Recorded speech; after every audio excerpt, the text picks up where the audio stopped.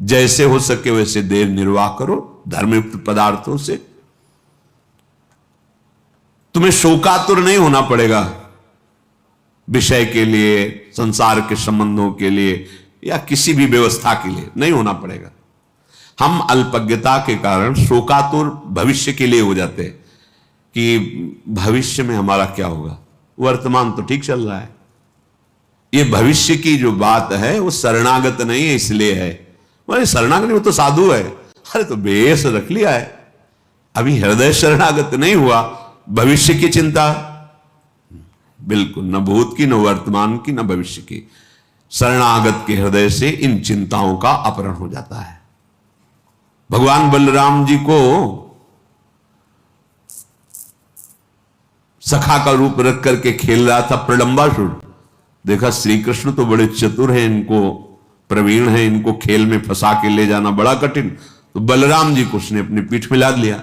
बलराम जी को भय लगा, फिर स्वरूप का वो एकदम एक घूसा मारा, पधार गए। तत्कालिक तो भय लगा ना कि असुर अपहरण कर रहा है, ऐसे ही कितना भी हो तत्कालिक, अभी कोई बड़ी जोर की आवाज हो, ऐसे सब हो जाए वो तत्कालिक विचार जब विवेक से करे तो उसे काटा जाता है।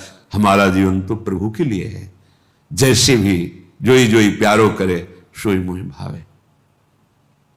क्या वो भविष्य का चिंतन सही था?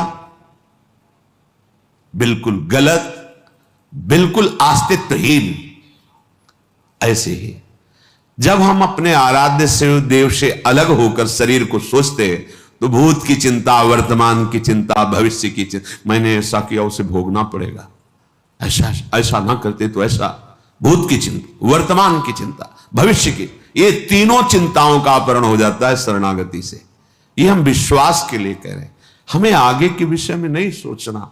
हमारा आज, हमारा कल सब मंगल होगा, क्योंकि हम मंगल भवन प्रभु की शरण में हैं।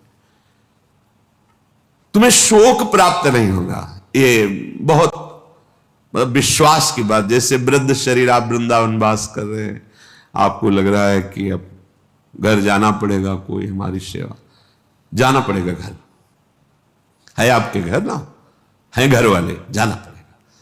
और जिनके है ही नहीं, घर वाले ही प्रिया प्रीतम, वृंदावनी घर है, जाए तो कहां जाऊं, कहां तजी चरण तुम्हारे, कोई ठौर ही नहीं। तो हमने ऐसे देखा है, ऐसे एक भी शिष्य नहीं जीवन में बनाया था, एक भी रुपया नहीं था। परम किंचन संत तो अपने कई लोग सेवा में प्रेरित किए गए भगवत प्रेरणा से। तो इस समय उनका स्नान होता, जानते हो कैसे स्नान होता था? जैसे मां बच्चे को गोद में लेती, एक साधु गोद में लेके बैठता था और एक अनुकूल जल के द्वारा स्नान कराया तो दूसरे के हृदय में जल्दी तुम हटो, हम सेवा। वो शरीर पोछा, तीसरा लंगोटी लिए खड़ा है, लंगोटी पहनाया, को सजा के बैठा दिया, तिलक लगा के 1 बजे तक माला जप रहे। ऐसे हाथ में सौंच, ऐसे कौन करवा रहा है? वो जिनका कोई आश्रय नहीं प्रभु के सिवा, उनकी बात कह रहा हूं। ऐसे अगर आपका भरोसा है ना, परिवार है, घर है, जहां है वहां जाना पड़े।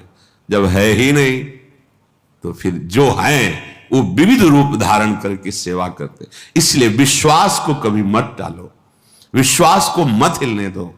हमारा भविष्य में क्या होगा, अगर ये चिंता है तो अभी शरणागत तुम नहीं हो। उपासक की बात कहने की जरूरत नहीं रहेगी। अगर सही निष्ठा है तो हृदय में ही वो स्फुरित ही नहीं होने देगा जिसके तुम आश्रित हो। जानते हो यहां विकार कैसे भेजे जाते हैं? तुम्हारी विवेक बुद्धि की परीक्षा और बल निरीक्षण करने के लिए ऐसे तुम्हें छोड़ दिया गया, और बिल्कुल तैनात खड़ा है वो, कहीं भी तुम्हारे ऊपर अटैक नहीं हो सकता। पर तुम कैसे बचाव कर सकते हो, कैसे निकल सकते हो? अगर प्रवीणता है तो ठीक, अगर रो दिए तो वो दृश्य नहीं रहेगा भय वाला।